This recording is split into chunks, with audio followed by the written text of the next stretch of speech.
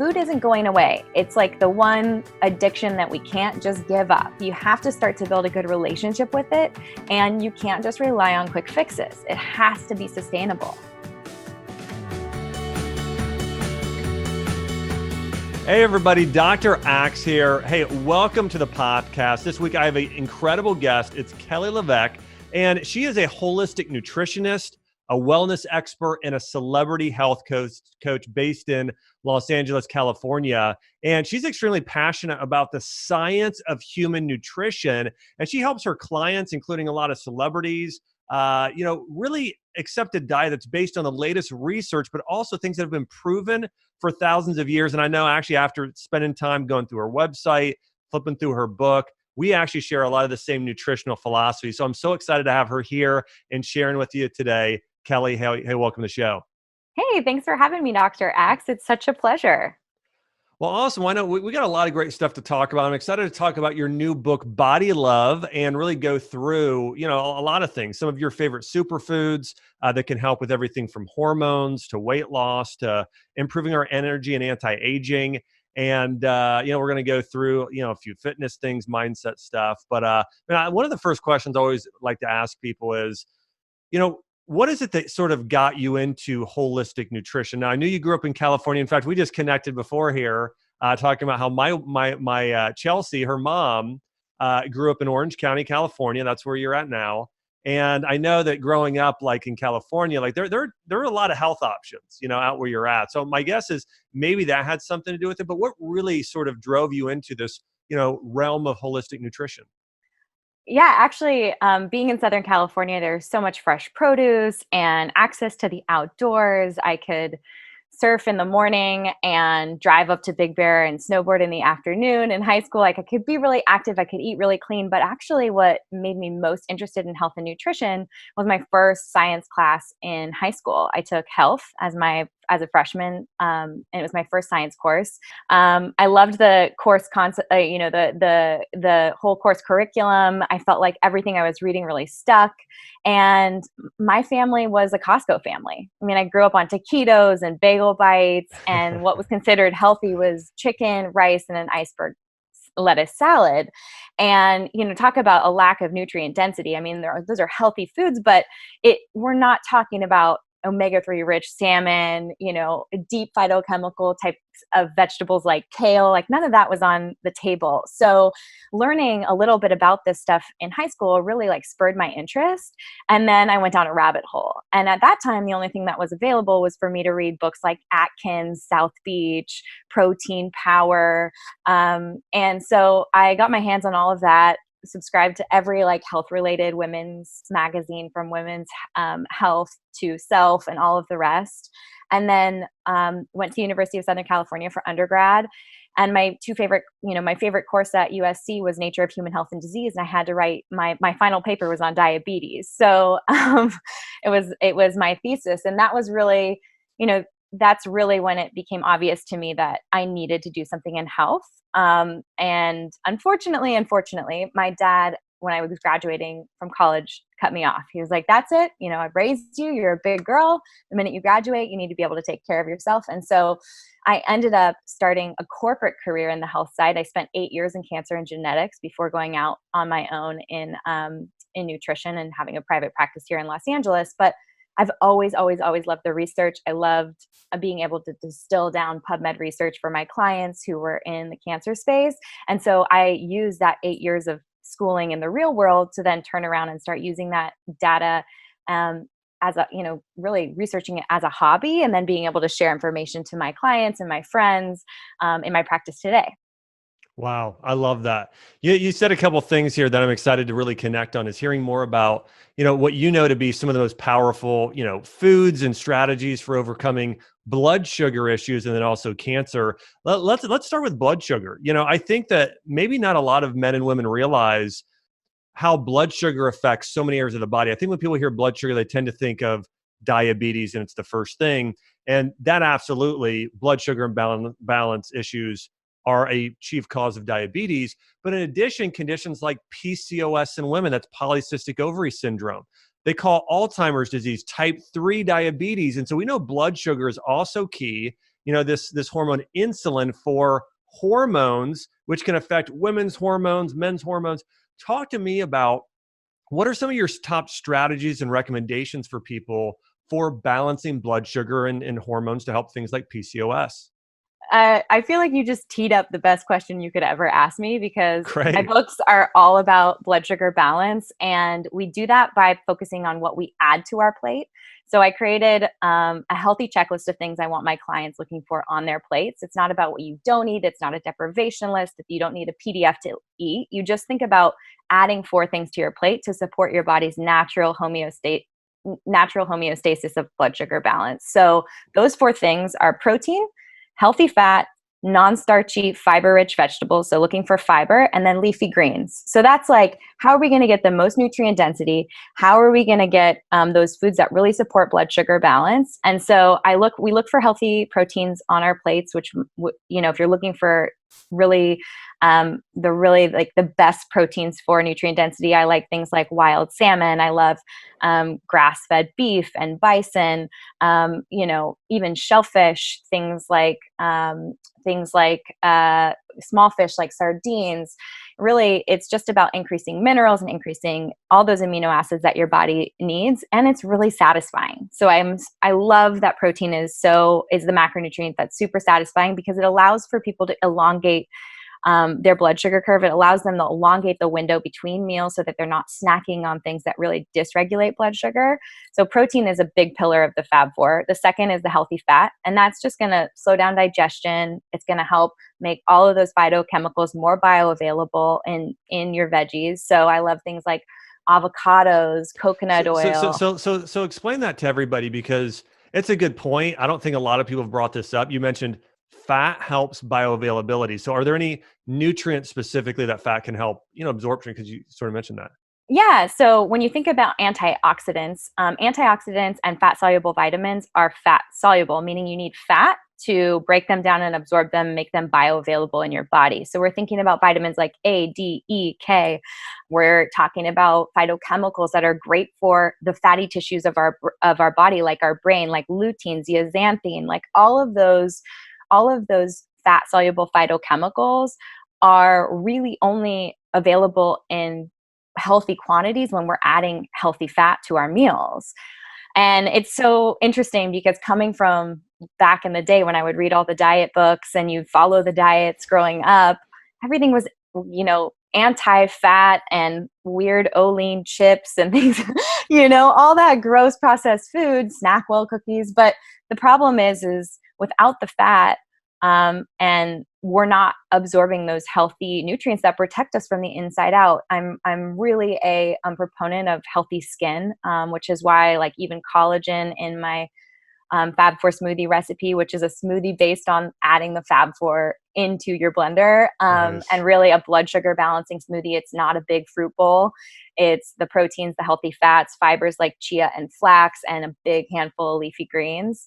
But even just thinking about how we can add those things to our plate to increase the bioavailability of all that stuff really helps protect our skin. I was just diving in, and I'm about to share like a big article on skin health. Everyone's topically adding antioxidants to their skin and adding vitamin C and slathering on all this stuff. But we know that diet and protecting ourselves from UV rays is actually what protects skin the best. So it's really about what we're eating.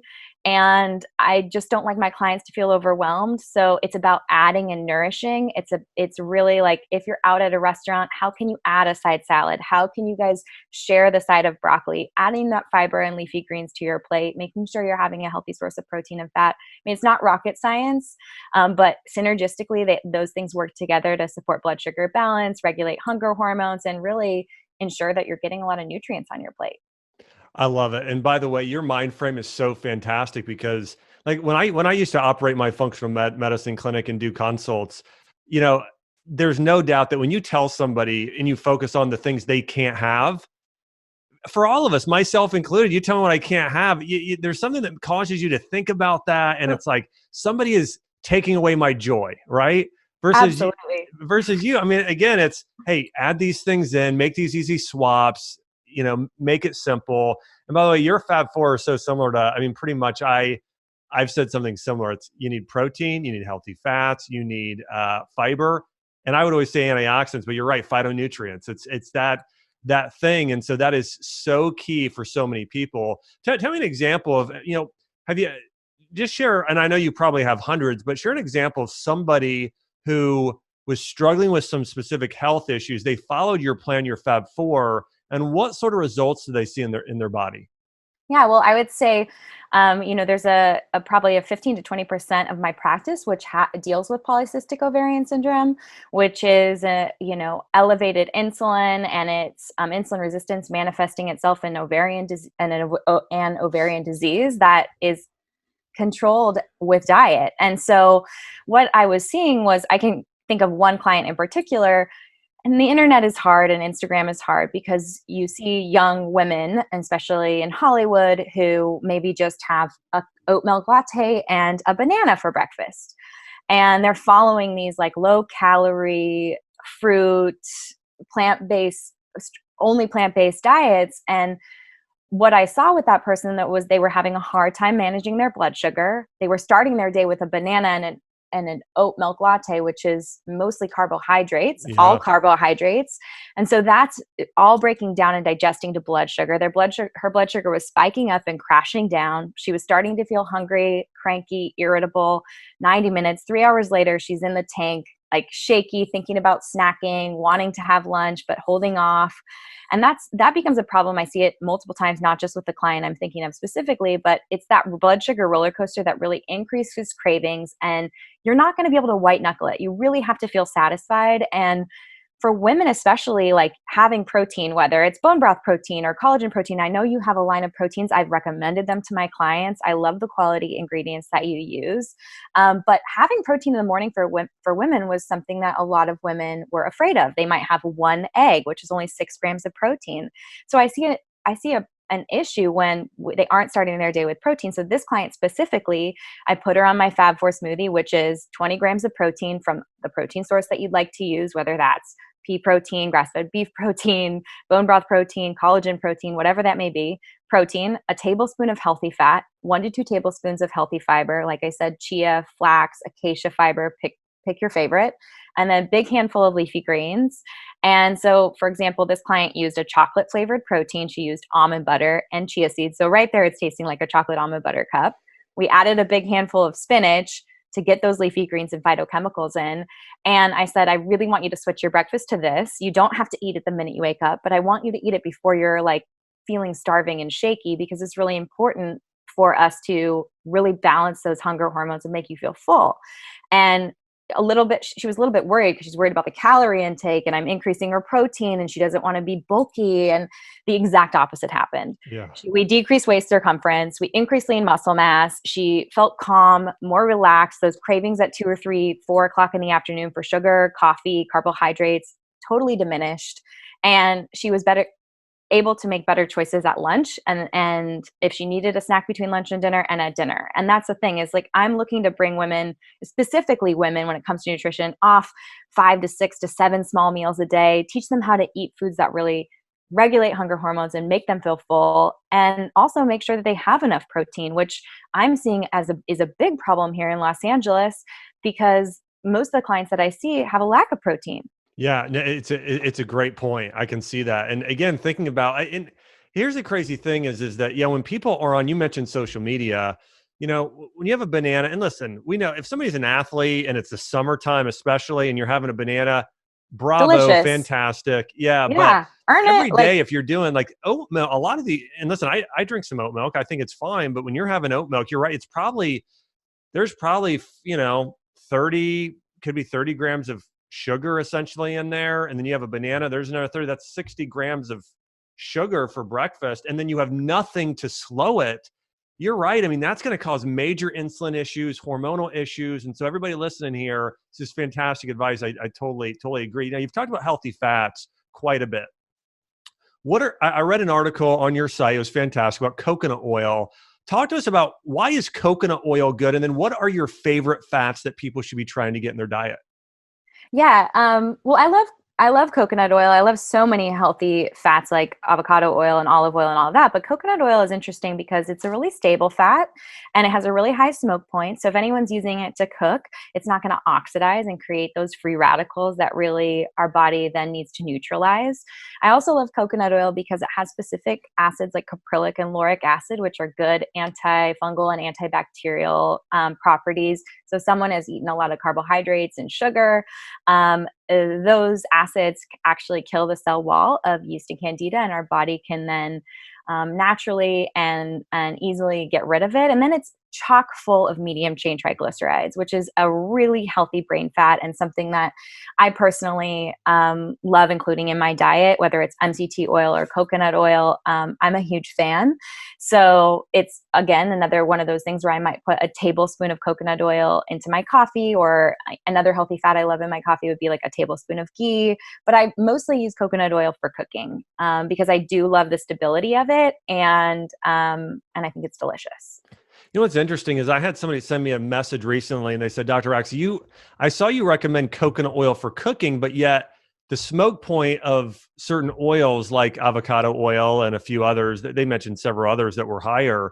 And here's the interesting thing. There's a study that came out recently because we've probably heard that olive oil isn't the best for cooking. But what was interesting, this recent study, it actually showed, this was just in the last year, that olive oil, even though it shows to have a lower smoke point, it resists oxidation and actually degrading better than avocado oil and most other oils. Like, it could actually be heated pretty high. So I think a lot of times people, think that, and let me say this too. I mean, olive oil has been used for cooking for Millennia. thousands of Yeah. years. Yeah, like a long time. And so Totally. is coconut oil. So again, I just want to bring your point up. Something can start smoking, and some of these other oils that are, the longer chains, they might start smoking. But I just wanted everybody to hear your point here, is that you said it was stable.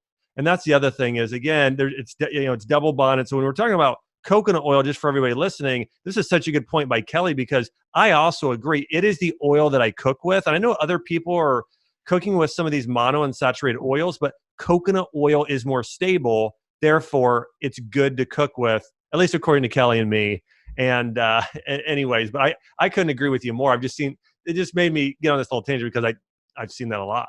Yeah, I actually saw the study that you're referencing too, and I've had a couple of people that I've seen put out articles recently saying that you can cook with avocado oil, and you can. I mean, there definitely are people that still do that, but I prefer, when it comes to fruit oils like avocado and olive oil, for them to be cold pressed, because then I know that not only is the processing not breaking down the oil, but it's not breaking down those antioxidants. So Yeah. I'm really, I'm looking at fat as a source of nutrients, not only as a source of fatty acids.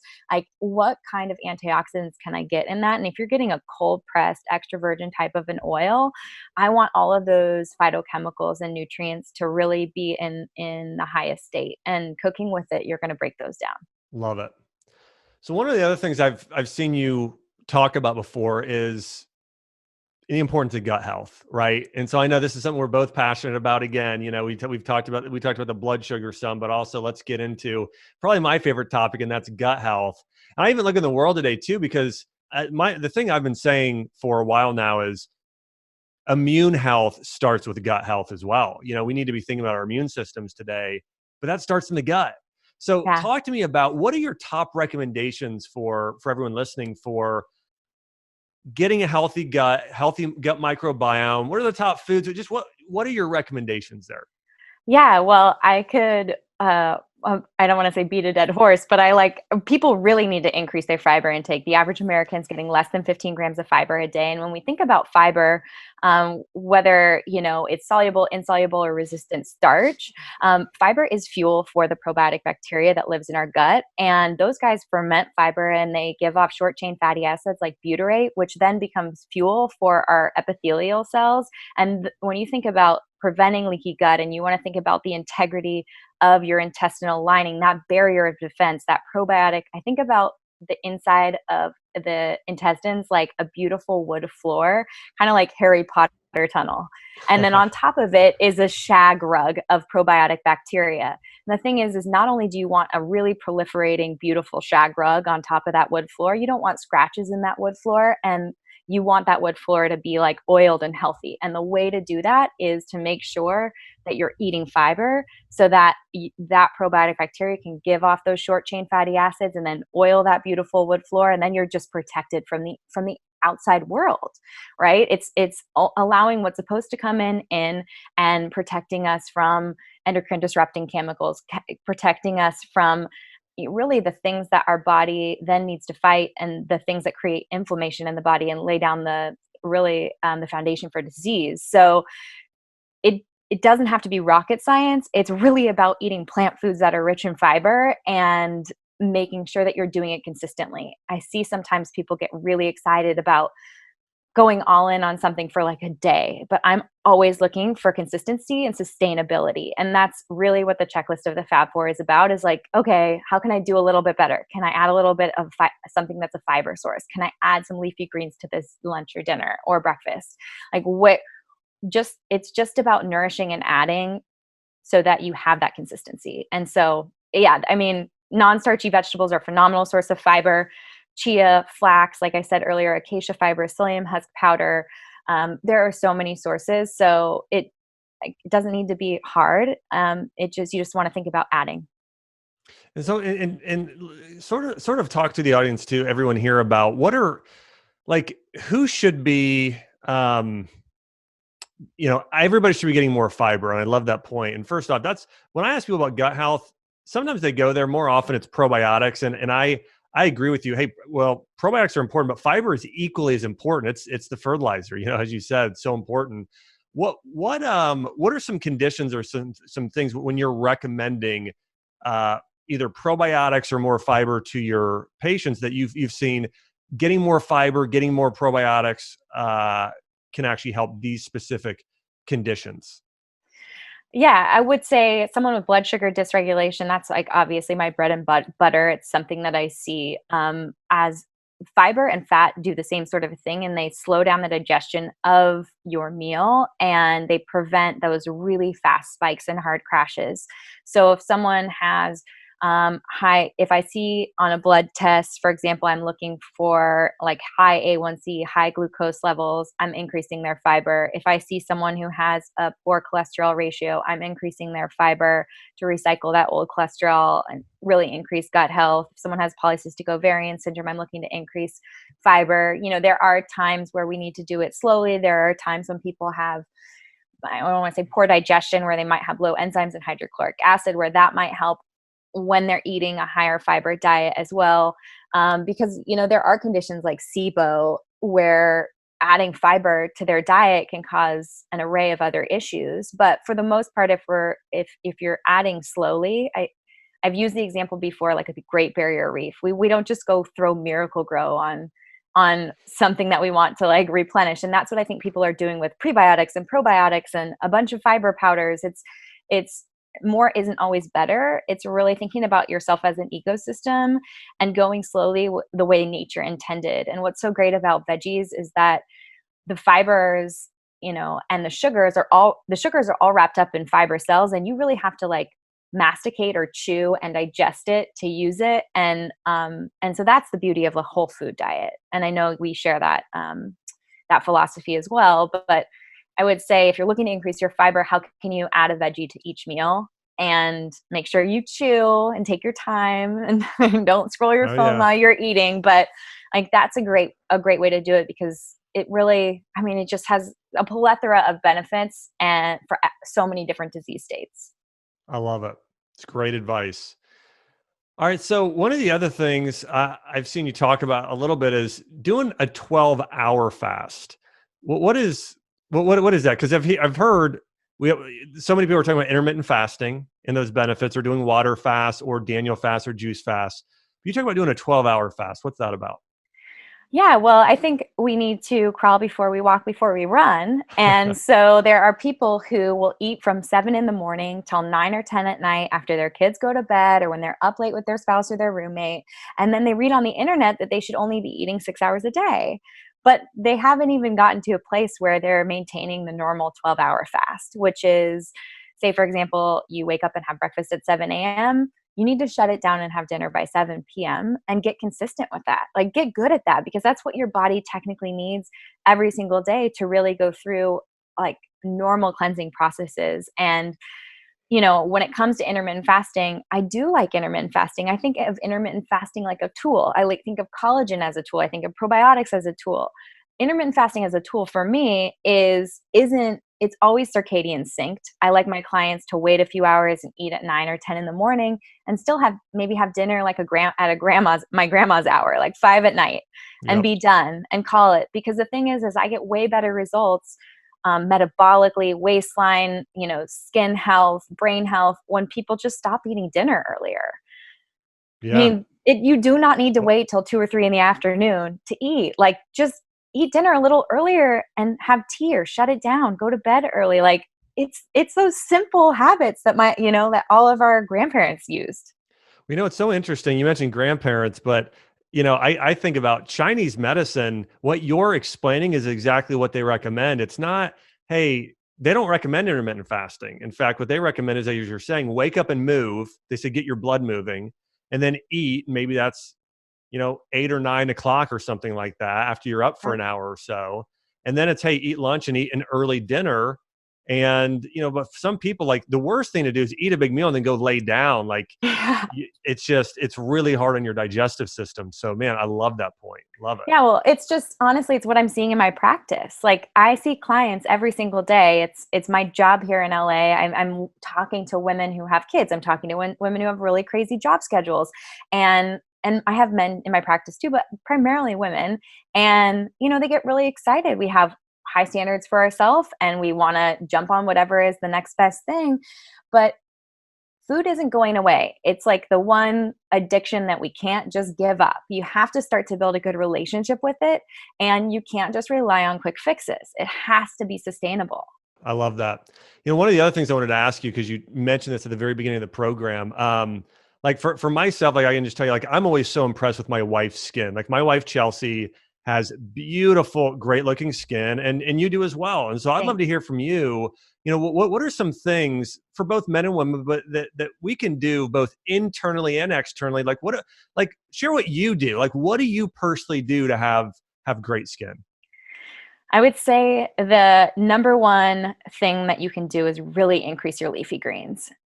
So really, that's where I started to see a big change in my skin health. And not to say that I not I'm not about deprivation, but there are certain things that can really be hard on your skin. So things like industrial seed oils, safflower oil, sunflower oil, canola oil, cottonseed oil, Let me soybean stop you there, oil. because this is going to surprise some people. How many health how many health foods is sunflower and safflower oil in, though, right? So I so talk about why can't. this is. Yeah. It's so hard for me too, because I'm an accidental influencer. Like, I just had a practice. I started talking about things on the internet, and I can't tell you how many emails I get from like the quote unquote new healthiest bar, the new healthiest dressing, the new healthiest dip. And I look at the side of the hummus, or I look at the side of the dressing, and it's just safflower oil or sunflower oil. And I can't. Like, I understand that it's now shelf stable and it's not going to get hard in the refrigerator. So they're trying to make concessions, but that's the problem. We can't make concessions, and healthy food is the type of food that you make at home. Really, like, you can use supplements to help like add to your diet, but that kind of stuff, it's omnipresent. It's literally everywhere. So looking for those unhealthy oils, especially because they oxidize in production, and most of them are using, when you think about how small those seeds are. So like rapeseed oil is canola oil, and sunflower, safflower, these little seeds are so small that they're very rarely pressed. And instead they use a chemical called hexane to extract these oils. And hexane and heat especially is going to completely oxidize these oils before they're even put in your dressing or Mm. your hummus. And then you're ingesting these oxidized oils, and they become part of your cell membranes. They lower our ability, the connection in our synapses. They are basically oxidized oils in the new cells of our skin, and our skin is constantly sloughing off and like regenerating. So you want to think about those healthy oils. And so the best anti-inflammatory oil to increase in your diet to have healthy skin would be omega-3s. So Yeah. you should be taking in omega-3. You should be eating wild seafood. That's been, I would say, leafy greens, wild seafood, and vitamin C internally have been like the game changers nutritionally for me and my skin. And I think about the same things for the outside of my skin. Like, how am I adding vitamin C? Am I using a vitamin C serum? What kind of healthy antioxidant rich oils am I using on my skin? It's not aggressive stuff. It's just nutrition from the inside out, and sweating. Like, work out, move your body. That's like a major benefit too. So talk to me about this. Like, what are you putting in your morning smoothie? Because I know I've heard you reference it too. This is your Fab Four smoothie, but also your beauty smoothie. It's great for your skin. What are the main ingredients in there? So because I eat animal proteins like chicken breasts and salmon fillet and, grass-fed beef or whatever, I actually round out my amino acid profile with collagen. So the protein that I use in my morning smoothie most often is collagen. And sometimes I'm adding a grass-fed beef protein to that, but for the most part, I'm just exclusively using collagen. I probably get 60 to 80 grams of protein with branched chain amino acids throughout the day after that. So I'm not worried about being protein deficient, but I really want that glycine and proline. Like, I really want the amino acids that I'm not getting from those muscle meats. So I start with collagen, and I'm either using vanilla or chocolate on average. And I actually have your vanilla collagen in my cabinet Oh, nice. right now. Thanks to your team. Appreciate you Nice. guys. So I just actually, I would start maybe with a vanilla collagen. And then healthy fats, I'm either adding like a quarter to a half an avocado, depending on its size. I have a recipe called the spa smoothie, which I do on repeat. So that's vanilla, collagen, avocado. I add a Persian cucumber, a big, huge handful of spinach, and the juice of half a lemon. So lots of vitamin C in the spinach and the lemon, good healthy fats in that avocado. It makes that smoothie really thick. And then I add a tablespoon or two of chia or flax. I love that. That's all. I mean, it's pretty much what I do every morning. I throw some berries in there so I get a Yeah. few more carbs, but it's, man, that's great. Hey, I do want to mention this for everybody listening. If you guys want to check out that smoothie, and you have so many fantastic recipes like that, I was so impressed with your website. You've got Thanks. some great recipes. So everybody can go to, if you guys want to check out some of Kelly's amazing recipes, go to Kelly, Kelly LeVeque. It's LeVeque, KellyLeVeque.com, or just Google search Kelly LeVeque, and make sure to check that out. Tell me, what supplements do you take? Are you on a specific supplement regimen?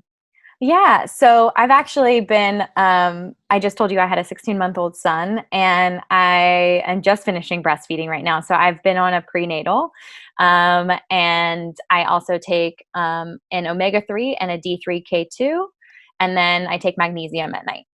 Nice. So that's my little arsenal of things for the most part. And my prenatal has the methylated forms of B vitamins. So that's really important to me.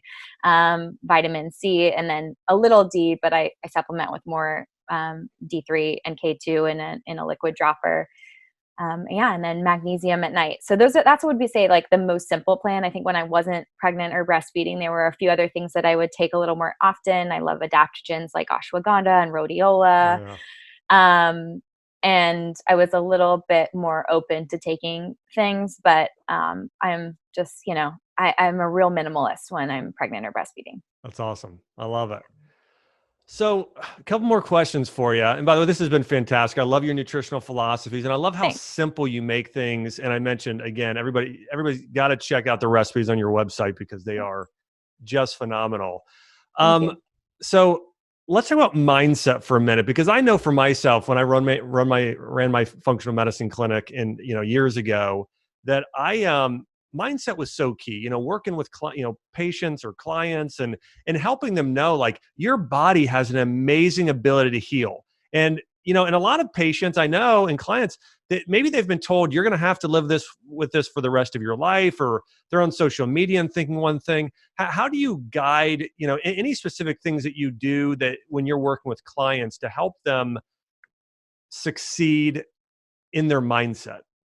Yeah, I would say focusing on the positive. I don't know if it's something that I was taught at a young age from my parents. I was raised Christian and have like a faithful practice in my life. I was raised to be active and be really thankful for like the blessings of my life. And it's something that was set was sort of built into me at a young age. And it's something I'm really grateful that was something that my parents talked about, like at the dinner table every day. How was your day? What's something good that happened today? And Mm. it got us in the practice of thinking of new things that we were really happy about. And I do that today. And I've been reminded by multiple practitioners that I work with here, that I refer out to in LA here, that like that gratitude practice is so important. And it's not just like, I'm grateful for my spouse and my health and my job. No, it's like, I'm grateful that my son Sebastian we were able to go to the park even though we're quarantined, and he was laughing and running around, and like his laugh is just like makes my day, like that specific, because then you Yeah. start thinking about how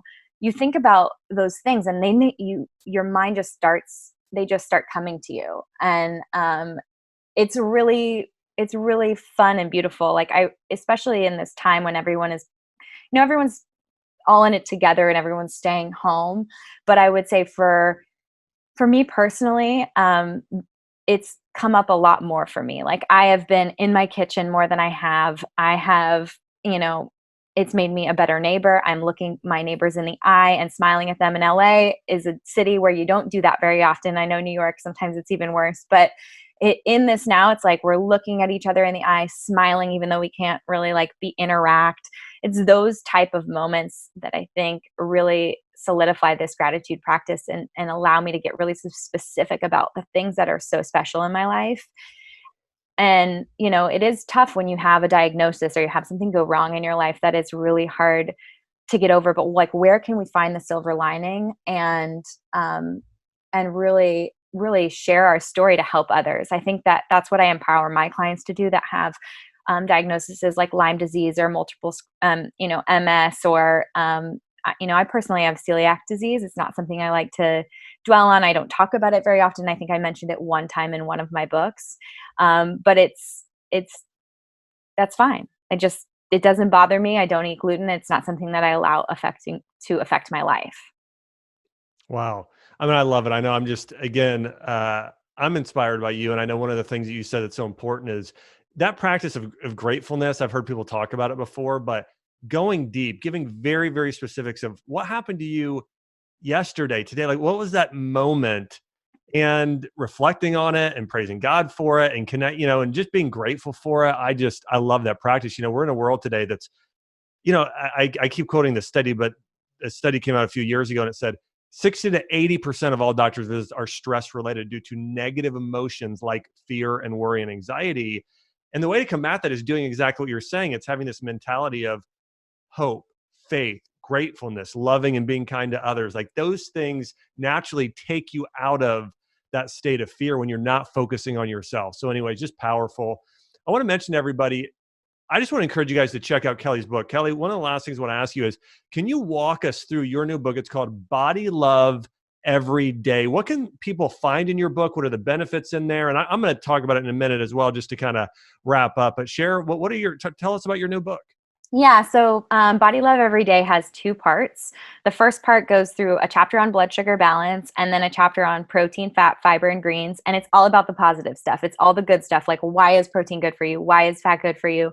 Why is fiber good for you? Why is getting enough leafy greens and phytochemicals good for you? I talk about like genetic processes to, bioavailability, all of it, nutrient density. It's really chock full of science in the beginning. And then the second half is actually 4 different lifestyles who might live the Fab Four life, or use the Fab Four to live their best life. So I have a chapter on Girl on the Go, and that includes things like, how would you pick a protein bar? How would you avoid those industrial seed oils we were talking about? How would you pick a protein powder? The second chapter is Red Carpet Ready, and that's because I do have clients like Emmy Rossum and Jennifer Garner and Jessica Alba who have had to get ready for role specific things. And I want people to know these are the tools and tricks that I used with them. It, again, isn't rocket science. It's just maybe shrinking that feeding window to the daylight hours. It may be getting a fasted workout in. It's how little tools can really, really work synergistically together to get you where you want to go. And then there's a plant-based plan. So I do have clients that I work with that are plant-based, and I am here to support those lifestyles. And it's important for me that those people have a tool. And so I go through why I might not recommend something like a processed fake meat burger, but how you can really lean on things like lentils and garbanzo beans and nuts and seeds to get the protein your body needs, and how you might supplement with a protein powder, things of that nature. And then the last one is Domestic Goddess. And that's really, 45-minute long recipes. It's everything from scratch, from fermented veggies to coconut yogurts. So there's hundreds of recipes, hundreds of smoothie recipes, and Fab Four based recipes. You'll see once you read the book how easy it is to just look on your plate and be like, oh, there's my healthy fat, there's my protein, there's my leafy greens. It could be as easy as like a veggie scramble with avocado, or something really fancy like whole mackerel. Yeah, it's fantastic. So yeah, sorry, I'm long-winded. Oh no, it's great. Well, again, I want to encourage everybody. And one other thing, I think that this isn't something we talked about a lot yet on this podcast, but again, you've got clients like Jessica Alba and Jennifer Garner, and you've helped them with their nutrition. And so anybody out there, I'm sure everybody knows who, again, Jessica Alba and Jennifer Garner, and just look at how fit they are, how healthy they are. And so again, if you want to follow a plan that's very similar to the same of what those, celebrities who are amazing people as well, what they've done. Again, I just want to encourage you guys, check out Kelly's new book. It's called Body Love Every Day. You can get it on Amazon.com right now or BarnesandNoble.com. It's found in bookstores nationwide, but Body Love Every Day. And again, you can get the book, you can get the audiobook or listen to it, but I highly recommend this book. It's fantastic. So I want to encourage you guys, go out and check out the book by Kelly LeVeque, Body Love Every Day. Kelly, I want to say, you rock. I appreciate you being on here. And again, I just love your mindset. I interview a lot of people, and I appreciate you sort of removing the complexity, making it simple. So really this is something everybody can do, but I know people are going to see phenomenal results when they follow your Fab Four and check out your book and, all the fantastic recipes on your website, kellylevesque.com. So Kelly, again, thanks so much for being on the show today. Thanks so much for having me, Dr. Axe. You're definitely going on my gratitude list tonight. Oh man, I'm honored. Awesome. Well, hey everybody, thanks for listening. I'll be back another week with another episode of the Dr. Axe Show. I'll see you soon. This podcast is for information purposes only. Statements and views expressed in this podcast are not medical advice and have not been evaluated by the Food and Drug Administration. Opinions of guests are their own, and this podcast does not endorse or accept responsibility for statements made by guests. In some cases, individuals on this podcast may have a direct or indirect financial interest in products or services referred to herein.